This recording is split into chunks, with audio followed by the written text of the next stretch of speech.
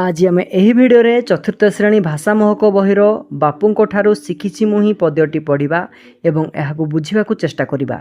बापूंको ठारू शिखिछि मुहि कविताटी महात्मा गांधीको आदर्श नैतिकता एवं मूल्यबोध उपरे आधारित एक सुंदर प्रेरणादायी कविता अटे। बापूंको ठारू शिखिछि मुहि मिछ कहिबी नाही, सत्य अहिंसा पथे चालिबी बाट हुड़िबी नाही। अर्थात मु बापूंको जीवनरू शिक्षा पाइछि जे जीवन रे केबे हेले मिछ कहिबी नाही।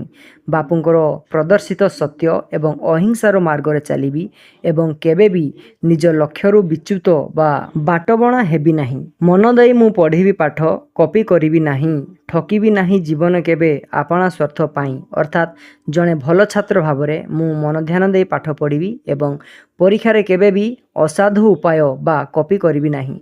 निजर स्वार्थ हासिल करिया पाई जीवन रे काहाकू केबे ठकिबी नाही। समय मूल्य बुझिबी मुहि अलस हेबी नाही, निजर काम निजे करिबी बोझ होइबी नाही। अर्थात समयर महत्व को मु उपलब्धि करिबी एवं केबे हेले अलसुआ हेबी नाही। महात्मा गांधी को स्वावलंबनशीलता आदर्श रे अनुप्राणित होई मोर सब काम मु निजे करिबी, जहा द्वारा मु अन्य काहा उपरे बोझ हेबी नाही।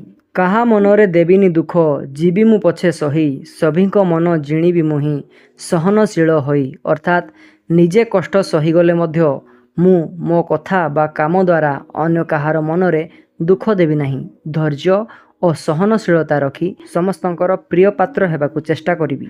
सफा सुतुरा रहिबी मुहि असना हेबी नाही, परिवेशर जतन नेबी आपणा हित पाई। अर्थात मु सबुबेले निजकु सफा सुतुरा रखिबी, अपरिष्कार हेबी नाही। आमर निजर मंगल पाई चारि पाखर परिवेश को स्वच्छ और सुंदर रखिबाकू तार जत्न नेबी। भकिला मुहे आहार देबी, बांटी खाइबी मुहि, जीव हत्या मु करिबी नाही, जिह्वा लालसा पाई। अर्थात कौनसी भकिला लोक को देखिले ताकू खाद्य देबी एवं निजर खाद्य को अन्य मानक सह बांटी करी खाइबी। केवल जीभर स्वाद बा लालसा मेंटाइबा पाई कौनसी निरीह जीवर हत्या करिबी नाही।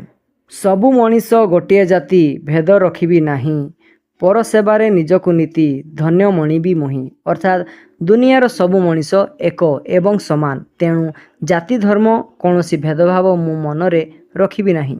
प्रतिदिन अन्य मानक सेवा बा पर उपकार करी निज जीवन को सार्थक्य और धन्य मने करिबी। सत्य और न्याय पाई लढ़िबी, समाज हित पाई बापूंको परी साहसी हेबी, मुंड नईबी नाही। अर्थात समाजर मंगल पाई मु सबुबेले सत्य एवं न्याय सपक्ष रे लड़ाई करिबी। बापूंको भली निर्भीक और साहसी होई अन्याय आगरे केबे भी मुंड नुआइबी नाही। निशा दरब सेवन कले जातना मिले भाई, एसबु कथा कहिबी आने बापूंको दूत होई। अर्थात मद गंजेई बा अन्यान्य निशाद्रव्य सेवन कले जीवन रे केवल कष्ट और जंत्रणा ही मिली थाए। बापूंकर जड़े सचोट प्रतिनिधि बा दूत साजी मु एही सचेतनता वार्ता अन्य मानकु बुझाइबी। पिता माता को सेवा करिबी, ठाकुर से मो पाई, तांको आशीषे जगत जीता होइबी दिने मुहि। अर्थात निज पिता माता को भगवान को सदृश मानी मु सेमानकर सेवा करिबी। सेमानकर आशीर्वाद और शुभेच्छा बलरे मु दिने सारा जगत को जीति पारिबी। अर्थात जीवनर प्रतिटी क्षेत्र रे सफल हेबी। एही कविताटी होउची जणे आदर्श शिशु बा मनीष गठनर एक संकल्प पत्र।